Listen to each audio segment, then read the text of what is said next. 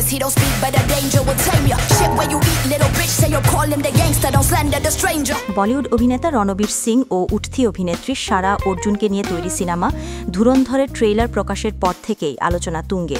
একদিকে রণবীর সিং ও অর্জুন রামপালকে নতুন রূপে দেখে ভক্তরা উচ্ছ্বসিত, অন্যদিকে রণবীরের সঙ্গে তার চেয়ে ২০ বছরের ছোট অভিনেত্রী সারা অর্জুনের ঘনিষ্ঠ প্রেম ও রসায়ন নিয়ে নেটিজেনদের মধ্যে চলছে তুমুল বিতর্ক।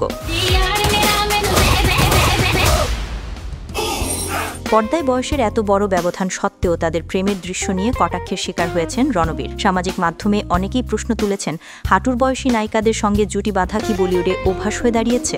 অবশেষে এই সমালোচনা ও বয়সের ব্যবধান নিয়ে এক অনুষ্ঠানে মুখ খুললেন এই অভিনেতা।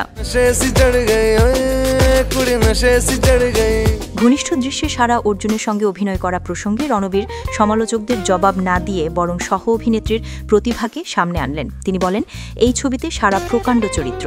কিছু মানুষ এমনই হয়, বাচ্চা হলেও তারা প্রকাণ্ড।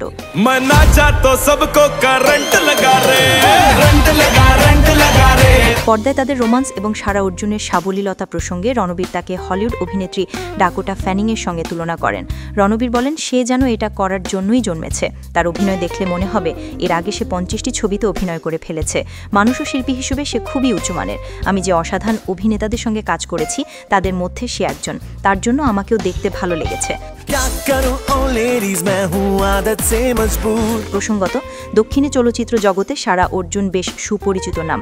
অভিনেতা জয় অর্জুনের মেয়ে সারা একসময় শিশু শিল্পী হিসেবেও ব্যাপক জনপ্রিয়তা লাভ করেছিলেন। এর আগে হিন্দি ছবি সিক্রেট সুপারস্টার, থালাইভি এবং ব্ল্যাক ফ্রাইডের মতো সিনেমাতেও তাকে দেখা গেছে। বিনোদন ডেস্ক, এটিএম নিউজ।